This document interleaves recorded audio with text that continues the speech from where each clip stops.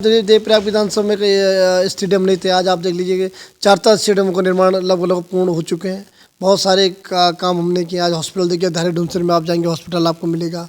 आप हिसरा काल में जाएंगे आप वहाँ हॉस्पिटल मिलेगा। देख लीजिए, तो आप जब भी जाएंगे तो टोरेस्ट का पुल का काम भी हमने आज से 1-1.5 महीने पहले काम हमने शुरू करा दिया है। तो हमने जिस जनता से जो वादा किए हैं हमने किया। बहुत सारे काम कुछ करने को बाकी हैं, क्योंकि 2 साल आप जानते हैं कोविड भी रहा है। नमस्कार, मैं हूं सूर्य प्रकाश रमोला और आप देख रहे हैं आईपा यानी कि all India progressive politics association. और आईपा एक प्रगतिशील राजनीतिक मंच प्रदान करने जा रहा है। और इसी कड़ी में हमारे साथ देवप्रयाग विधानसभा सीट से भाजपा के प्रत्याशी हैं विनोद कंडारी जी और वर्तमान में विधायक भी हैं। तो आए हम उन्हीं के साथ एक बातचीत करते हैं। क्या खास रहेगा सर, क्योंकि लगातार अभी सर पे चुनाव भी हैं और नज़दीक तारीखें आ रही हैं और आईपा एक प्रगतिशील राजनीतिक मंच भी प्रदान कर रहा है। तो ऐसे में जन सरोकार के मुद्दों को उठाने का काम करता है। इसी कड़ी में हमारे साथ जुड़े हैं विनोद कंडारी जी। आपका तो पहले आईपा में स्वागत है। रमोला जी, बहुत बहुत धन्यवाद आपका। सर, क्योंकि अब नज़दीक है बहुत चुनाव की तारीखें, ऐसे में क्या मुद्दे रहेंगे सर, खासकर आप जनता के बीच जा रहे हैं? देखिए, मैं जनता के बीच में जो 5 साल मेरी सरकार ने और मेरे द्वारा जो कार्य किया उसको लेकर हम जा रहे हैं। और आज आप देखिए कि उत्तराखंड के अंदर मेरी विधानसभा के अंदर मैं जहाँ जहाँ जा रहा हूँ बच्चे बड़े खुश हो रहे हैं। मैं परसों जामुनी खाल बाजार में था तो कुछ बहनें उन्होंने मेरे साथ फ़ोटो खिंचाया। तो मैंने कहा, आप क्या करना है? उन्होंने कहा कि जो आपकी सरकार ने हमको जो टैप के लिए जो पैसे दिए हम जो उनको लेने के लिए जा रहे हैं। तो देखिए, आज हमारी सरकार ने देखो गांव में जो हाई स्कूल में जो बच्चे पढ़ते हैं उनको जो आज टैप देने का हमारी सरकार ने काम किया, उसका लाभ गांव के नौजवानों को, बहनों को मिल रहा है। सर, क्या मुद्दे हैं? और सर, क्योंकि देवप्रयाग विधानसभा विकट विधानसभा है, पानी के इश्यूज़ हैं काफ़ी, तो इसको लेकर के क्या क्या मुद्दे? देखिए, आप जहाँ तक आपने पानी की बात की, आप चौरास में जाइए कि मैंने एक पेयजल योजना जो सैंक्शन कराई तो उसका काम बहुत तेज़ी से चल रहा है। भगवान पंपिंग योजना का मैंने पुनर्गठन कराया है और बहुत सारी विकास कार्य। आज आप देखिए, देवप्रयाग विधानसभा में स्टेडियम नहीं थे। आज आप देख लीजिए कि 4 स्टेडियम का निर्माण लगभग पूर्ण हो चुके हैं। बहुत सारे काम हमने किए। आज हॉस्पिटल देखिए, धारी डूमसर में आप जाएंगे हॉस्पिटल आपको मिलेगा। आप हिसरा काल में जाएंगे आप वहाँ हॉस्पिटल मिलेगा। आप हिंडोला खाल में जाएंगे तो आपको पॉलिटेक्निक मिलेगा। आप हिंडोला खाल में झल्ड में जाएंगे वहाँ आपको स्टेडियम मिलेगा। पौड़ी खाल में आपको स्टेडियम मिलेगा। आज आप देख लीजिए, आप टिहरी जब जाएंगे भांसू मोटर मार्ग की बहुत पुरानी मांगता है। आज आप देखिए टिहरी जो पौड़ी खाल के लोगों को भांसू से टिहरी जाने के लिए बहुत सुगम मैंने कर दिया। ग्वाला नगर का आपने नाम सुना होगा, वहाँ की रोड का हमने काम लगभग समाप्ति की ओर चल रहा है। तो बहुत सारे काम हम लोगों ने ऐसे कि जो हमारे जिससे कि आम जनमानस को लाभ मिला। आज आप देख लीजिए कि श्रमिक कार्ड बन रहे हैं। गांव के आदमी इस बात की कल्पना कर सकता है कि सरकार डायरेक्ट सीधे जो लाभ दे रही है वो जनता के जो उसके हकदार उसको जो श्रमिक कार्ड बन रहे हैं। देखिए, उनके इंश्योरेंस उनका होगा। उनको जिनको ने आचार संहिता लगने से पहले जिनका वो उनको 1,000 खाते में आ भी गई होंगी।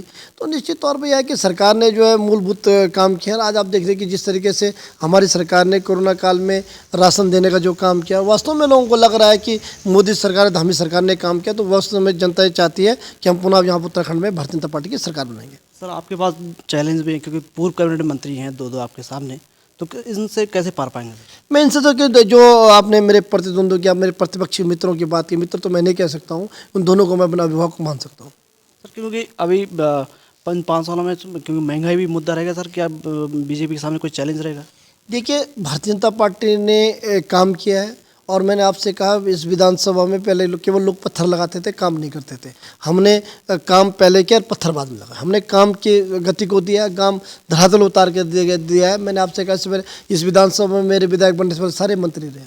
मंत्री आप तुलनात्मक मैं तो इस बात को भी कहने को तैयार हूँ कि आप 15 साल का लेखा जोखा ये रखे विकास करके 5 साल का लेखा जोखा में तो मैंने क्या क्या काम किए। मैं अगर अगली बार की बात इंजीनियरिंग साइड में बताऊँ, ITI की हम बात कर रहे हैं। ITI की खाली 4 दीवारी जल के जो पॉलिटेक्निक 4 दीवारी छोड़ के हमने आज में 3 करोड़ देने का काम किया। आज आप देख ले देवप्रयाग में आप देखिए कि वहाँ पे तहसील भवन था, आज से 7-8 साल पहले उसको जो है उसको तोड़ दिया गया पर कोई बना नहीं पाया। हमने आज जो है कि हमारी सरकार ने जो है वो जो आप देवप्रयाग में जो है तहसील भवन बन के तैयार भी कर दो। आपने देखा होगा कि देवप्रयाग में संगम आपने देखा, अलकनंदा भगीरथ का संगम होता है। एक टापू आपने बीच में देखा, घंटाघर जिसे कहते हैं और टोनेश्वर के महादेव उसे कहते हैं। वहाँ के लोगों की बहुत पुरानी मांग, 40 साल पुरानी मांग थी कि टोनेश्वर पुल। आज आप देख लीजिए, तो आप जब भी जाएंगे तो टोनेश्वर का पुल का काम भी हमने आज से 1-1.5 महीने पहले काम हमने शुरू करा दिया है। तो हमने जिस जनता से जो वादा किए हैं हमने किया। बहुत सारे काम कुछ करने को बाकी हैं, क्योंकि 2 साल आप जानते हैं कोविड भी रहा है। मगर मैं ये कहना चाहता हूँ, कोविड के दौरान मैंने अपनी विधानसभा के हर गांव को टच करने का मैंने प्रयास किया और कोविड में आपने देखा होगा मैं निरंतर जनता से मैंने संवाद भी किया, जो मुझसे बन पाया मैंने कहने का प्रयास किया, मगर हम चुनाव विकास के नाम पर ही चुनाव लड़ रहे हैं। सर क्या मोदी मैजिक भी चलेगा इस बार? देखिए निश्चित तौर पर देखो जो देश का जो किसी पार्टी का नेता जो जिसका नेतृत्व करता है उसका तो प्रतिबिंब होता है। निश्चित तौर पर अब मोदी जी आज आप देख लीजिए, मैं गांव में जाता हूं, मैं कहता है कि आपको किसान निधि मिली है तो लोग चुप हो जाते हैं, तो मैं कहता हूं मोदी जी के 2000 मिले तो लोग कहते हैं हाँ बाबा 2000 मोदी के मिले। तो निश्चित तौर पर मोदी जी देश के प्रधानमंत्री, पूरा विश्व मोदी जी का के जो काम करने की शैली है उसको पूरा विश्व मानता है। निश्चित तौर पर पार्टी के नेतृत्व का असर निश्चित तौर पर कार्यकर्ता और उसके विकास पर और उस पर जरूर पड़ता है, क्योंकि हमारा नेतृत्व इस समय जिस तरीके से चाहे मोदी जी हो, चाहे अमित शाह जी हो, चाहे राजनाथ जी हो, चाहे अनुराग ठाकुर जी हो, नड्डा जी हो, चाहे हमारे धामी जी हो, चाहे हमारे पूर्व के मुख्यमंत्री हो, निश्चित तौर पर हम लोगों ने सबने ऐतिहासिक काम किया। और भारतीय जनता पार्टी जो उत्तराखंड में जो सरकार बनाने जा रही है, जो आम जनमानस तक का काम करने का हमने काम किया, जैसे हर घर को जल, हर घर को नल। आप कल्पना कर सकते हो कि पहाड़ में आप एक का कनेक्शन पहले 15-20 हज़ार रुपये का पड़ता, आज जो 1 रुपये का कनेक्शन मिल रहा, 26 रुपये देगा आज कनेक्शन प्राप्त कर दे रहा। तो सरकार ने हमारी सरकार ने आम जनमानस के लिए सरलता की। आप एक कल्पना कीजिए कि गाँव का आदिम 5 लाख रुपए का आयुष्मान कार्ड अपनी जेब में लेकर चल रहा है। गांव को सुदूर गांव का आदमी कल्प ये करे भगवान न करे किसी कोई गंभीर रोग है, आज आप देख लीजिए कम से कम उस गांव के व्यक्ति के पास ये तो है कि मेरी जेब में 5 लाख का आयुष्मान कार्ड है। सर क्योंकि अब जनता का आशीर्वाद रहेगा आपके ऊपर, तो क्या प्राथमिकता रहेंगी सर आपकी?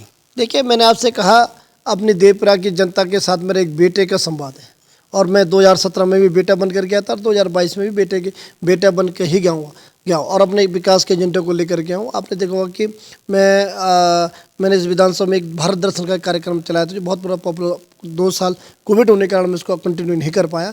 मैं अपने विधानसभा में जो बच्चे हाई स्कूल इंटर में जो पढ़ते हैं उनको मैं अपनी जो मुझे सैलरी मिलती थी उससे मैं उन बच्चों को भारत दर्शन कार्यक्रम ले जाने का मैं काम करता था। तो निश्चित तौर पर हम एक नई चीज़ लेकर आए हैं और नए दृष्टिकोण के साथ आए। भारतीय जनता पार्टी जिस बात को कहती है उस बात को करती है। बहुत बहुत धन्यवाद आपका। धन्यवाद रमोला जी। ये थे देवप्रयाग विधानसभा के भाजपा के विधायक और विधानसभा के प्रत्याशी भी हैं बीजेपी से, और इनका कहना है कि अगर जनता आशीर्वाद देगी तो क्षेत्र में विकास कार्य की नई योजनाएं धरातल पर उतारी जाएंगी और नए विकास के यहाँ पे काम किए जाएंगे। और इसी कड़ी के साथ हमारे साथ आईपैक में जुड़े हैं, आप धन्यवाद करते हैं उनका, और अगले दौर में भी हम किसी अन्य सक्सेस के साथ खड़े होंगे। तब तक मुझे दीजिए इजाज़त।